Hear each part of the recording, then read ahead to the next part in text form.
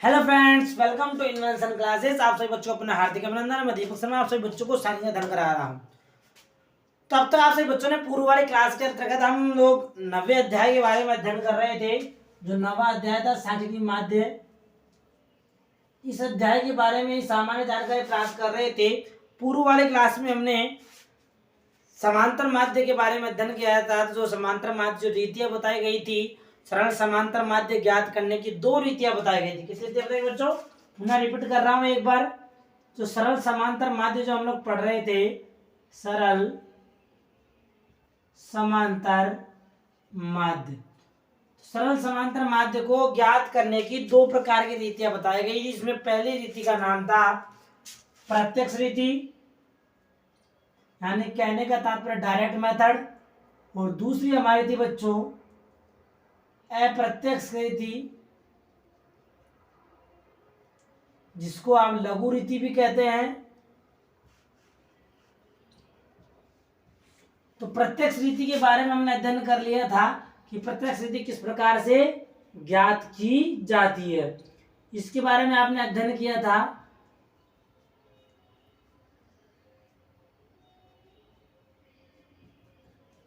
कि प्रत्यक्ष रीति किस प्रकार से ज्ञात की जाएगी डायरेक्ट मेथड के माध्यम से। तो प्रत्यक्ष रीति ज्ञात करने के लिए मैंने आपको सूत्र भी बताए थे, उसके बारे में हमने अध्ययन किया था। आज की क्लास के अंतर्गत हम सभी विद्यार्थी सरल समांतर माध्यम में अप्रत्यक्ष तथा लघु रीति के बारे में अध्ययन करेंगे। यानी शॉर्टकट मेथड कहने का तात्पर्य है इनडायरेक्ट मेथड या शॉर्टकट मेथड। ठीक है बच्चों, अध्ययन करने से पहले आप विद्यार्थियों को बता दो, हमारे चैनल को ज्यादा से ज्यादा विद्यार्थी शेयर कीजिएगा, लाइक कीजिएगा, सब्सक्राइबर कीजिएगा और बेल आइकन बटन को अवश्य दबाइएगा। ठीक है बच्चों, पुनः हमारे टॉपिक पे चलते हैं। आज का बिंदु हमारा सरल समांतर माध्य द्वारा सरल समांतर माध्य अप्रत्यक्ष रीति या लघु रीति से किस प्रकार से ज्ञात किया जाता है, अर्थात shortcut method, SHORT shortcut method,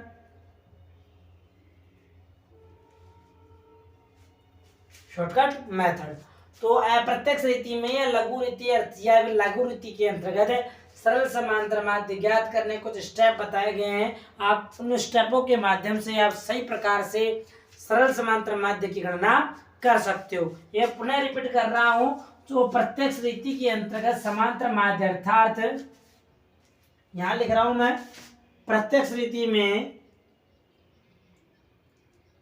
समांतर माध्य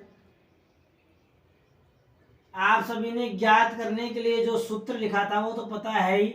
समांतर माध्य का संकेतांक हमारा x बार है ही। तो मैंने आपको बताया था सिग्मा x अपॉन n, या x1 plus x2 plus x3 dot dot dot dot xn upon, मैंने बताया था n जो नंबर ऑफ यूनिट हमारा रहेगा, number of items upon n बार हो जाएगा। इस प्रकार से हमने सरल प्रत्यक्ष रीति के अंतर्गत समांतर माध्य ज्ञात करने के तरीके सीखे। आज हम अप्रत्यक्ष जो दूसरी रीति बताई गई है लघु रीति, लघु रीति के अंतर्गत समांतर माध्य ज्ञात किस प्रकार से किया जाएगा, इसमें लिख लो। लघु रीति में समांतर माध्य निम्न चरणों को पूरा करके ज्ञात किया जाएगा, ज्ञात किया जाएगा। ये हमारे चरण कौन कौन से बताए गए, उन चरणों के बारे में अध्ययन कर लेते हैं। तो शॉर्टकट मेथड में अधिकांशतः हम लघु रीति जो होती है, इस रीति का प्रयोग कब करते हैं ये भी समझ लो। इस रीति का प्रयोग करने के लिए या इस रीति का प्रयोग उस समय किया जाता है जब आपके पास आंकड़े बहुत अधिक मात्रा में हो। क्या हो बच्चे? जब आंकड़ों की संख्या बहुत अधिक मात्रा में दे रखी हो तो उस समय लघु रीति का प्रयोग किया जाता है। एक नोट रूप में लिख लीजिए यहाँ पर एक लाइन, इस रीति का प्रयोग, इस रीति का प्रयोग समंकों की संख्या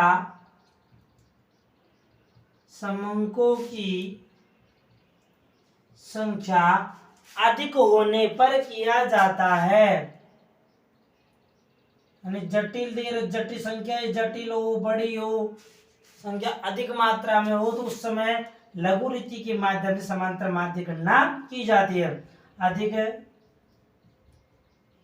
होने पर किया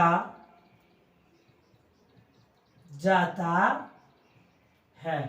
एक बात समझ आ गई। हम इस रीति का प्रयोग कब करेंगे? जब आपके पास समंकों की मात्रा काफी अधिक संख्या में होगी, उस समय इस रीति का प्रयोग किया जाएगा।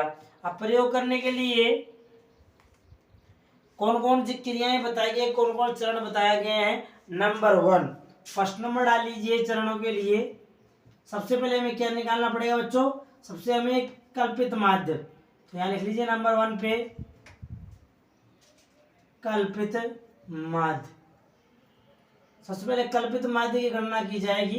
कल्पित माध्य किस प्रकार से ज्ञात किया जाएगा उसके बारे में बताऊंगा। इसको कहा जाता है कहते संकेतांक, एग्ज्यूम्ड मीन। कहने का तात्पर्य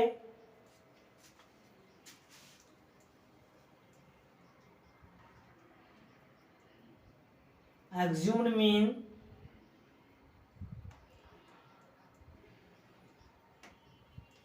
कल्पित माध्य। तो कल्पित माध्य लिख लीजिए, 2 लाइन लिख लीजिए इसके अंतर्गत।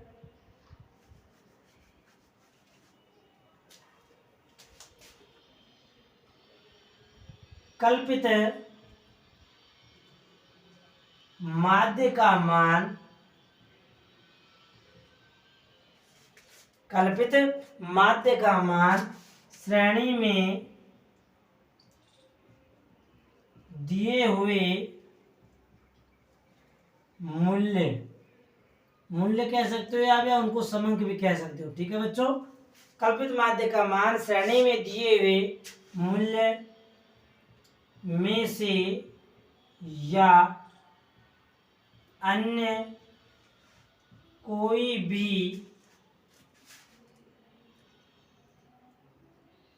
मध्य मूल्य, कहने का तात्पर्य है जो श्रेणी में न हो।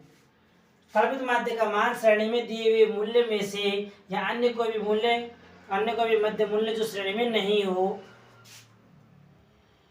लिया जा सकता है। तो कल्पित माध्य का मान आप श्रेणी में जो मूल्य दिए हुए होंगे, आपके पास जो समंक दिए होंगे, उन समंकों में से किसी भी एक मूल्य कौन सा होगा? वो आपका मध्य मूल्य होगा, जो सभी मूल्यों को केंद्रित करता हुआ होगा, यानी उसके इर्द गिर्द सभी मूल्य सम्मिलित किए जाएंगे। तो उस मूल्य को कल्पित माध्य वाला मूल्य मानना चाहिए। यानी वह मूल्य श्रेणी में ऊपर से हो भी सकता है और नहीं भी हो सकता। अब कल्पित माध्य रखने से क्या होता है? इसका संकेतांक क्या है वो भी लिख लो। इसका संकेतांक a है। क्या है बच्चों? इसका संकेतांक a, एग्जोड में संकेतांक a के द्वारा संबोधित किया जाएगा कल्पित माध्य को। तो कल्पित माध्य संकेतांक क्या हो गया? a मान लिया जाएगा संकेतांक को। अब यह को क्यों नहीं जाता है? कल लिख लीजिए, इस मूल्य के द्वारा इस मूल्य से गणनाएं छोटी व सरल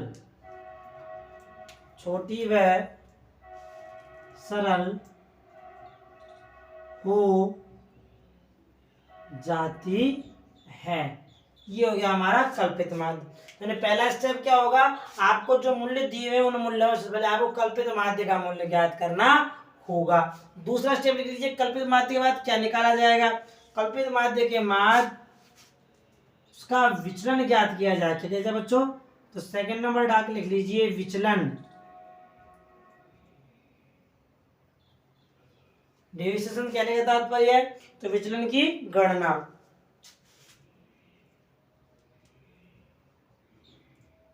अब विचलन कैसे ज्ञात किया जाएगा वही बता देता हूं मैं। पहला स्टेप हो गया हमारा कल्पित माध्य का, तो इसमें लिख लिया विचलन के लिए इसकी गणना करने के लिए, इसकी बच्चों विचलन की गणना करने के लिए देखिए कल्पित माध्य से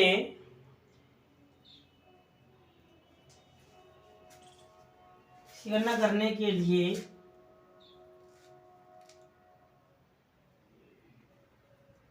कल्पित माध्य के मूल्यों को ज्ञात मूल्य, यानी कहने का तात्पर्य x, कल्पित माध्य कहने का तात्पर्य हो गया बच्चों ए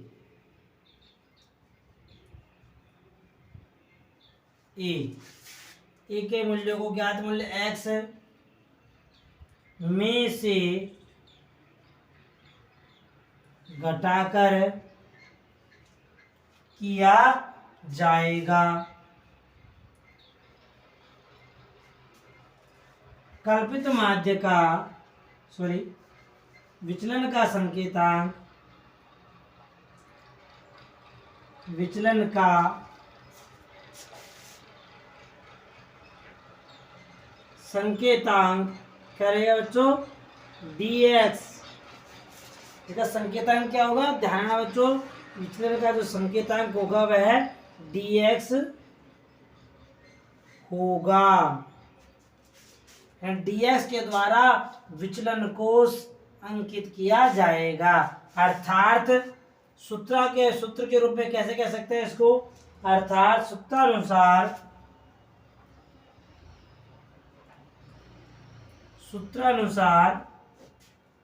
dx अर्थात विचलन dx बराबर x माइनस ए।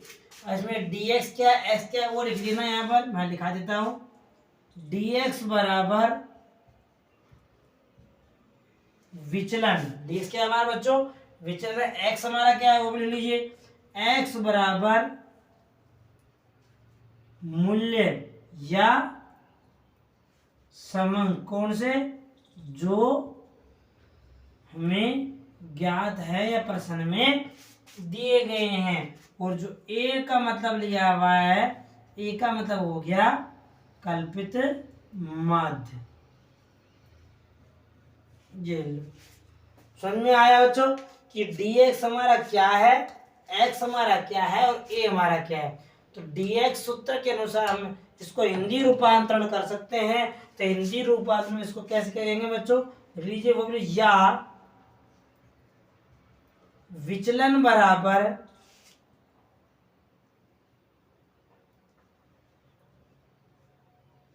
मूल समंक माइनस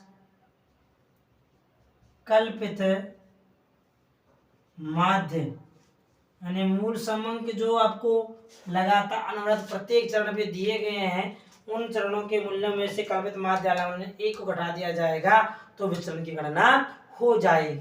समझ में आ गया। पहला स्टेप हमारा, पहला स्टेप कल्पित माध्य, दूसरा विचलन गणना। यानी सबसे पहले जो आपको मूल्य लघुरीति के द्वारा समांतर माध्य, सरल समांतर माध्य गणना करनी है तो आपको पहले कल्पित माध्य क्या करना है, अर्थात ए निकालना पड़ेगा।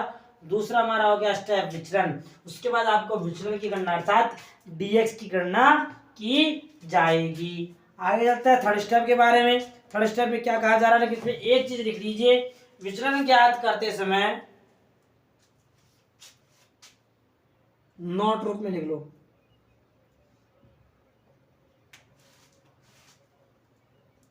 विचलन ज्ञात करते समय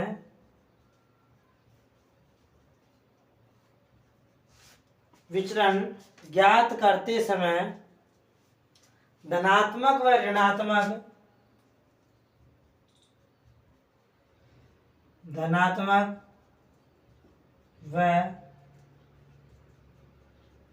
ऋणात्मक अर्थात माइनस चिन्हों को ध्यान में रखना आवश्यक है, रखना आवश्यक है। तो इस चीज का खास तौर पे ध्यान रखना बच्चों। जो मैंने आपको नोट लिखा दिया, नोट इसीलिए लिखाया मैंने ताकि आपको ध्यान रहे। यानी जब आप विचलन की गणना करोगे तो विचलन ज्ञात करते समय आपको धनात्मक और ऋणात्मक चिन्हों को ध्यान में रखना आवश्यक है। यदि आपने धनात्मक ऋणात्मक चिन्हों को छोड़ दिया तो आपकी गलती होने की संभावनाएं हो सकती है। यदि आपका प्रश्न स्वयं गलत करना हो तो आपकी इच्छा है, वैसे मैं आपको बता चुका हूँ। देख लिया इतना। आगे चलते हैं थर्ड स्टेप। तीसरा जो चरण बताया गया, क्या बताया गया? पहला मार्ग कल्पित माध्य करना, दूसरा मार्ग विचलन की गणना करना। नंबर थर्ड चलते हैं, में क्या बता रखा है देख लिया सभी विद्यार्थियों ने, बहुत अच्छी बात। थर्ड स्टेप भी देख लेते हैं क्या है, जिसके द्वारा जो लघु रीति से सरल समांतर माध्य की गणना की जाएगी। दो स्टेप हमारे कंप्लीट हो चुके हैं बच्चों। इन दोनों स्टेपों में कोई चीज समझनी हो, पूछनी हो तो आप सहारा किसे दोगे बच्चों? कमेंट का सहारा ले सकते हो, ठीक है।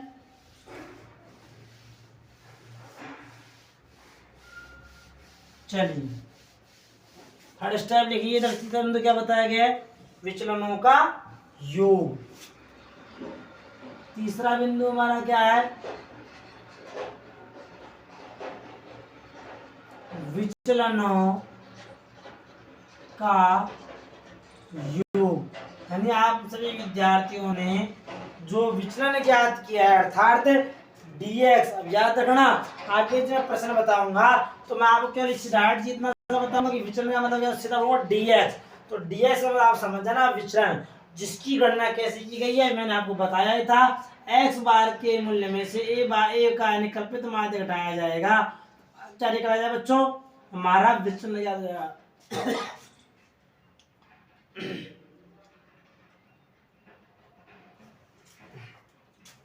लिखो,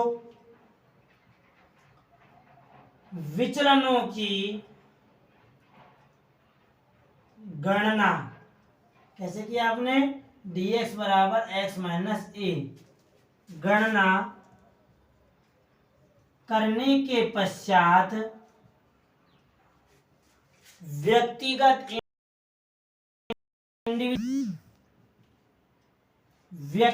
श्रेणी में इन विचलनों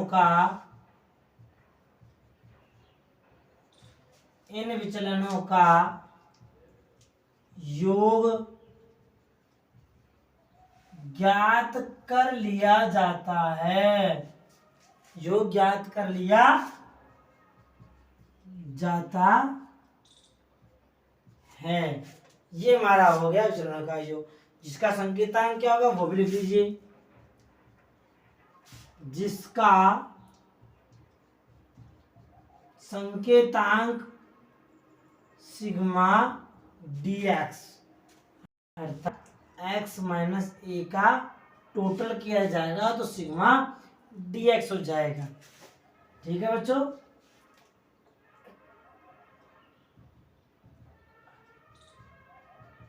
होगा। यहाँ तो कोई किसी विद्यार्थी को दिक्कत? इसमें जो सिग्मा दिया हुआ है इसका अर्थ क्या होता है वो लिख लेना यहाँ पर नोट रूप में। जो ये संकेत चिन्ह बना हुआ है इसका मतलब होता है योग। टोटल कहने का तात्पर्य है, ठीक है। dx आपको पता है ही, dx आपको किस प्रकार से ज्ञात करना है? x वाले मूल्य में से a वाला मूल्य घटाएंगे तो dx आ जाएगा, ठीक है। और सिग्मा dx का विचलनों का योग यहाँ लिख देता हूं मैं। सिग्मा dx बराबर विचलनों का योग। यहाँ तक दिक्कत हो गई? कोई दिक्कत है यहाँ पर तो पूछ सकते हो। थर्ड स्टेप हो गया विचलनों का योग। चौथा बिंदु डाल लीजिए,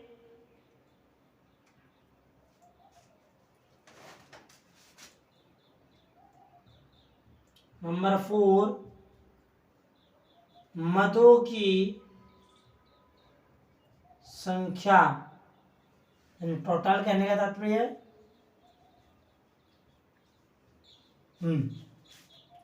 मदों की संख्या। मदों की संख्या लिख लीजिए, जिसका संकेतक मैंने बता ही रखा है, पहले पूर्व में बता चुका हूं। लिख लीजिए, विचलनों का योग, सिग्मा डीएक्स, विचलनों का योग ज्ञात कर लेने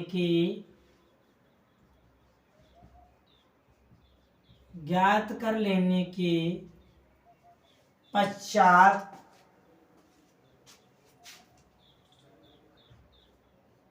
मदों की कुल संख्या ज्ञात की जाएगी तथा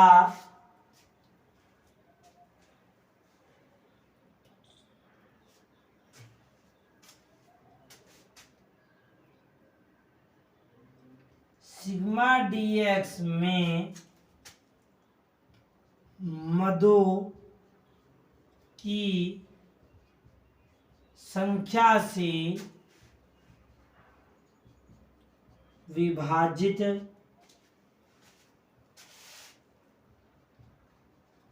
किया जाएगा। मदों की संख्या का संकेतांक क्या रहेगा? एन मतलब नंबर ऑफ आइटम्स लिख लेना। एन बराबर number of items, total number of item भी कह सकते हैं, इसको कहने का तात्पर्य है नंबर ऑफ आइटम्स। ये हो गई मदों की संख्या। आगे आगे आगे चरण आता है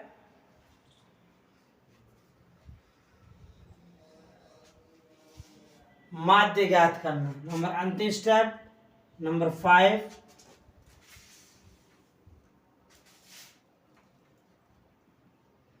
माध्य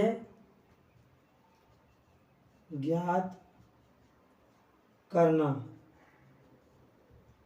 लीजिए, अंतिम चरण में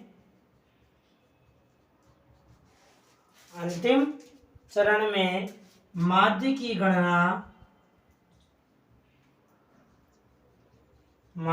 गणना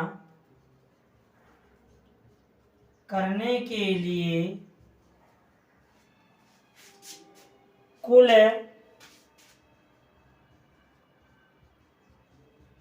विचलनों के योग में मदों की कुल संख्या का भाग देकर प्राप्त भागफल में कल्पित माध्य के मान को, मतलब ए, ठीक है बच्चों, कल्पित माध्य मतलब क्या हो गया? ए मान को जोड़ा एवं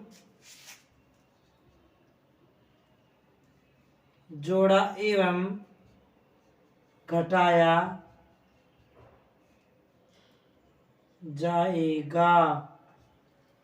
समझ में आ गई? यानी जो आपने कल्पित माध्य लिया है, ए लिया है, उस ए के मान को आपके द्वारा जो भागफल प्राप्त हुआ है उस भागफल के मान में जोड़ा हुआ घटाया जाएगा।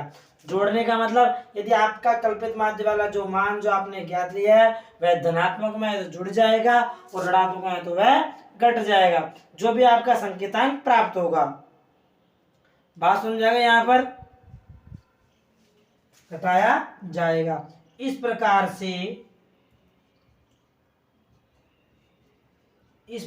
से प्राप्त होने वाली संख्या ही समांतर माध्य होगी। आगे बात हमने इस प्रकार से आपने ज्ञात किया है, तो इस प्रकार से ज्ञात होने वाली संख्या क्या करेगा बच्चों, समांतर माध्य कहलाएगी। कोई दिक्कत यहाँ तक? अब इस समांतर माध्य कहलाएगी तो इसके सूत्र क्या होगा, वो सूत्र भी जान लेते हैं। तो इतना लिख लिया सभी विद्यार्थियों ने। चलो आगे देखते हैं सूत्र के अनुसार। ऊपर वाले हिस्से को साफ कर देता हूँ और सूत्र भी देख लेना आप लोग, समझ में आ जाएगा किस प्रकार से ज्ञात किया जाएगा। 2 पॉइंट साफ कर दिए मैंने सूत्र को समझाने के लिए, इतना सभी विद्यार्थियों ने लिख लिया था। चलिए आगे देखते हैं सूत्र किस प्रकार से होगा। तो यहां लिख लीजिए सूत्रानुसार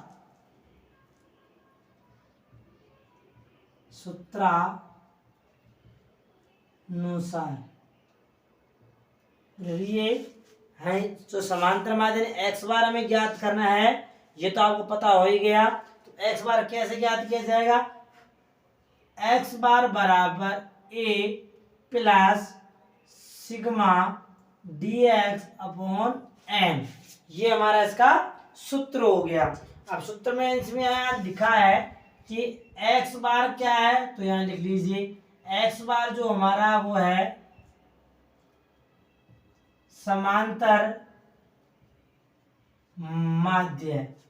ए जो हमने लिया, ए का मतलब क्या है, ए का मतलब हमारा एग्ज्यूम्ड मीन, कहने का तात्पर्य हमारा कल्पित माध्य, कल्पित माध्य। आगे आ गया सिग्मा। सिग्मा का अर्थ क्या होता है मैं पूर्व में बता चुका हूं, योग। और जो सिग्मा dx दिया हुआ है तो यहां लिख दो x माइनस ए द्वारा ज्ञात विचलनों का, ज्ञात विचलन मतलब dx, विचलनों का कुल योग। नहीं, आपके x माइनस ए द्वारा जो विचलन ज्ञात किए गए हैं उन विचलनों का कुल योगी सिग्मा dx कहलाएगा। n बराबर क्या है, टोटल नंबर ऑफ यूनिट, इन इकाइयों की, इकाई कह दो या समंग कह दो आप, की कुल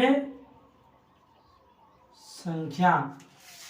ये 4 चीज हमारी हो गई। एक्स बार बराबर समांतर मान, अर्थमेटिक मीन, ए बराबर कल्पित मान, assumed A double S U M E D, A double S U M E D assumed mean, इसका अर्थमेटिक, मीन, ये हो गया टोटल, ये टोटल नंबर ऑफ यूनिट,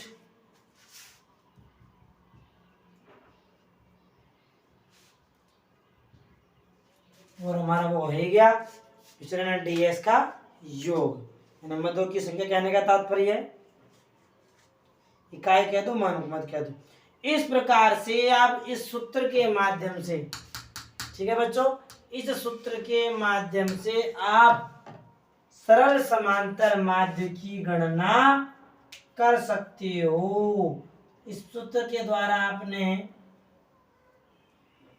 समांतर माध्य की गणना की है तो आप सही प्रकार से गणना कर सकते हो। अब इसका प्रयोग कब किया जाएगा वो मैंने बता ही दिया कि जब आपके पास बहुत अधिक संख्याएं हो, जटिल संख्याएं आ रही हो, हल करने के लिए समस्या में दिक्कत आ रही हो, समय अधिक लग रहा हो, तो आप लघु रीति का प्रयोग करके समांतर माध्य की गणना, सरल समांतर माध्य की गणना कर सकते। कौन श्रेणी में, लेकिन ध्यान रखना बच्चों, ये व्यक्तिगत श्रेणी के अंतर्गत बताया गया है। चाहो तो यहाँ लिख सकते हो, इस सूत्र का प्रयोग व्यक्तिगत श्रेणी, इंडिविजुअल श्रेणी के अंतर्गत में इस सूत्र का प्रयोग किया जाएगा। श्रेणी 3 होती है, वो मैं आपको बता चुका हूँ पूर्व क्लास के अंदर, व्यक्तिगत श्रेणी, खंडित श्रेणी और अखंडित श्रेणी या सतत श्रेणी। तो हम सबसे पहले व्यक्तिगत श्रेणी के बारे में पढ़ रहे हैं। व्यक्तिगत श्रेणी में हम 2 रीतियां पढ़ ली है, पहली हमारी प्रत्यक्ष रीति, दूसरी हमारी लघु रीति है। समझ आ गया। लघु रीति में सूत्र समांतर माध्य जो ज्ञात किया जाएगा x बार बराबर a plus sigma F D upon n किया जाएगा, और प्रत्यक्ष रीति में समांतर माध्य सिग्मा x बार बराबर सिग्मा x अपॉन के द्वारा समांतर माध्य की गणना की जाए। ठीक है बच्चों, तो आज के लिए इतना ही। आगे अध्ययन करेंगे आगे वाली क्लास में इसी बिंदु के प्रश्न के बारे में कि यदि लघु रीति में संबंध दिए हुए हैं तो आप किस प्रकार से सरल समांतर माध्य की गणना कर सकते हो। ठीक है, तो आज के लिए इतना ही। चैनल को लाइक कीजिएगा, सब्सक्राइब कीजिएगा, सब्सक्राइब शेयर कीजिएगा, और कोई दिक्कत हो आप अवश्य पूछिएगा।